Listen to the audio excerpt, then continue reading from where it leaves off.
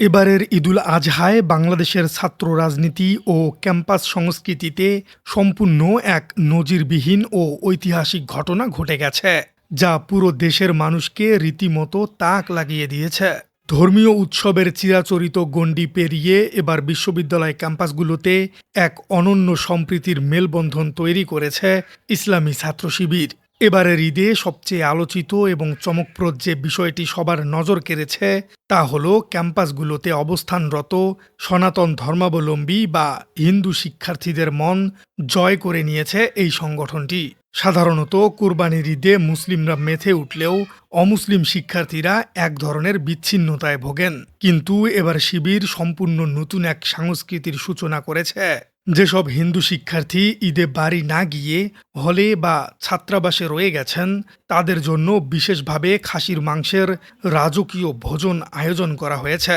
একটি ইসলামী ছাত্র সংগঠনের পক্ষ থেকে অমুসলিম শিক্ষার্থীদের ধর্মীয় অনুভূতি এবং খাদ্যাভ্যাসকে সম্মান জানিয়ে এমন ব্যতিক্রমধর্মী উদ্যোগ নেওয়া বাংলাদেশের ইতিহাসে এটাই প্রথম।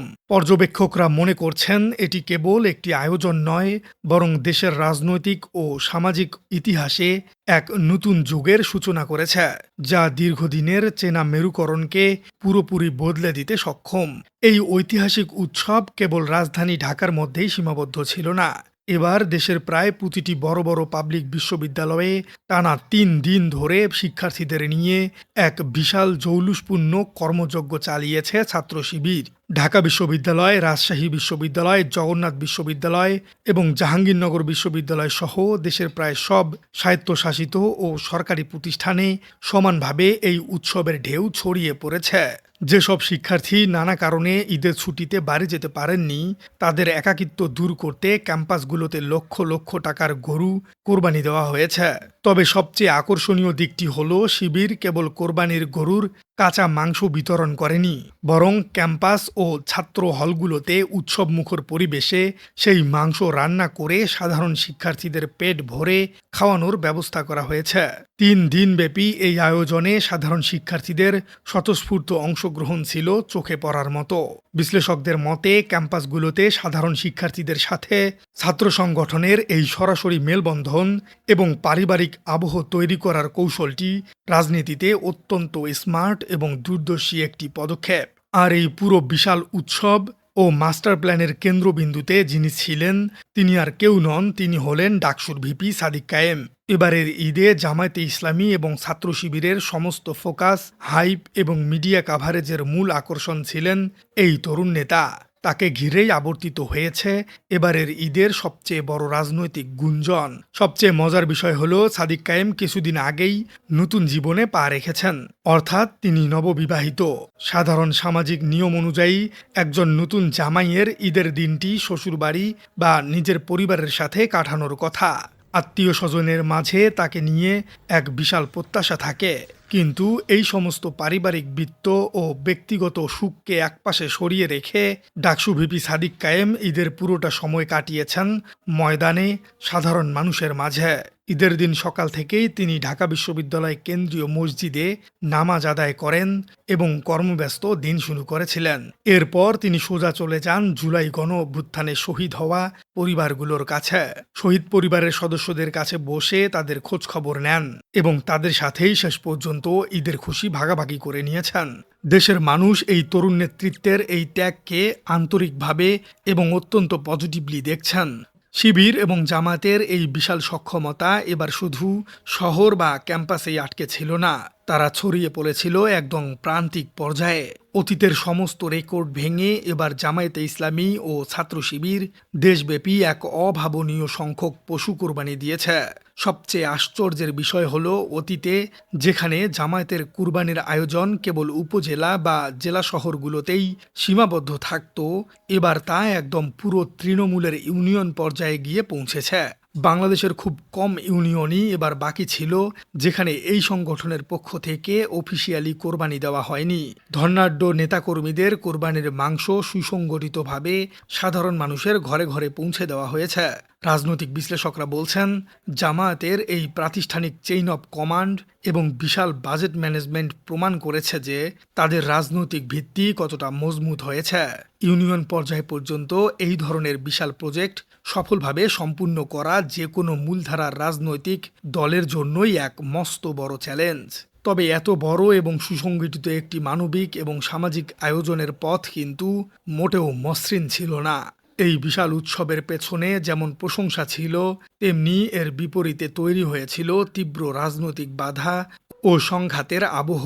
বিভিন্ন বিশ্ববিদ্যালয়ে শিবিরের এই শিক্ষার্থীদের খাওয়ানোর আয়োজন এবং গরু কোরবানি করার বিষয়টি মেনে নিতে পারেনি প্রতিপক্ষ ছাত্র সংগঠন, ছাত্রদল এবং বিএনপিপন্থী কিছু শিক্ষক। তিতুমির কলেজ এবং রংপুর মেডিকেল কলেজে দেশের বেশ কয়েকটি শিক্ষা প্রতিষ্ঠানে ছাত্রদলের নেতাকর্মীরা এবং বিশ্ববিদ্যালয় প্রশাসনের কিছু কর্মকর্তা এই আয়োজন বন্ধ করার জন্য সরাসরি মাঠে নেমেছিলেন। তারা বিভিন্ন জায়গায় গরু জবাই নিষিদ্ধ করার চেষ্টা করেন এবং শিক্ষার্থীদের জন্য করা ভোজের প্যান্ডেল ও আয়োজন ভেঙে দেওয়ার প্রচ্ছন্ন হুমকি দেন।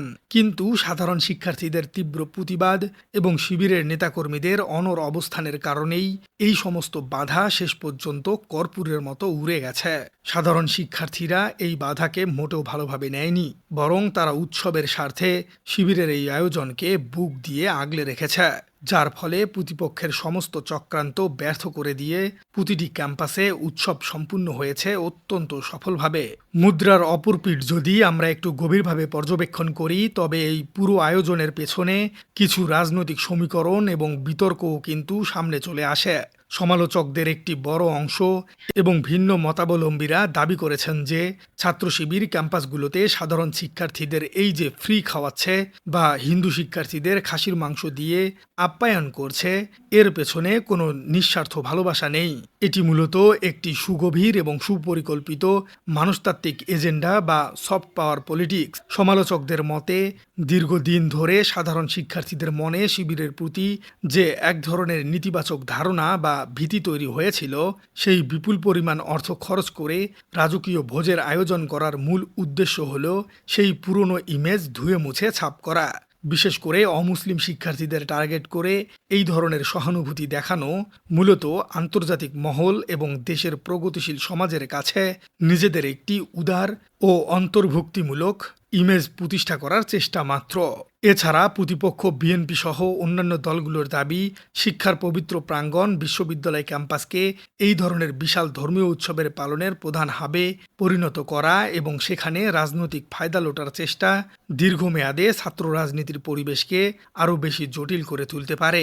দর্শক, একদিকে ছাত্র শিবিরের লক্ষ লক্ষ টাকা বাজেট নিয়ে প্রতিটি ক্যাম্পাসে 3 দিন ধরে সাধারণ শিক্ষার্থীদের খাওয়ানো, হিন্দু শিক্ষার্থীদের জন্য খাসির মাংসের বিশেষ ব্যবস্থা করে সম্প্রীতির এক নতুন সংস্কৃতি জন্ম দেওয়া এবং নতুন বিয়ে করা সত্ত্বেও ভিপি সাদিক কায়েমের শহীদ পরিবারের সাথে ঈদ কাটানোর মতো এক দারুণ মানবিক এবং রাজনৈতিক রসায়ন। আর অন্যদিকে প্রতিপক্ষ ছাত্রদল এবং শিক্ষকদের একাংশের পক্ষ থেকে এই আয়োজন বন্ধ করার ব্যর্থ চেষ্টা এবং শিবিরের এই উদারতাকে তাদের ইমেজ সংকটের রাজনীতির অংশ হিসেবে দেখার এক তীব্র বিতর্ক। দর্শক, পুরো বিষয়টিকে আপনি কিভাবে দেখছেন? ছাত্র শিবিরের এই ব্যতিক্রমী এবং অভূতপূর্ব আয়োজন কি আসলেই বাংলাদেশের ছাত্র রাজনীতিতে এক নতুন এবং সুন্দর সম্প্রীতির জন্ম দিল, নাকি বিরোধী রাজনৈতিকদের দাবি অনুযায়ী এটি কেবলই কোটি টাকার বাজেট ঢেলে সাধারণ শিক্ষার্থীদের মন ভোলানোর এবং নিজেদের অতীত ইমেজ ঢাকার এক চেষ্টা? কমেন্টে জানিয়ে দিন আপনার মূল্যবান মতামত। আর আমাদের চ্যানেলে নতুন হয়ে থাকলে চ্যানেলটি সাবস্ক্রাইব করার অনুরোধ থাকলো। দেখা হচ্ছে পরবর্তী কোনো ভিডিওতে।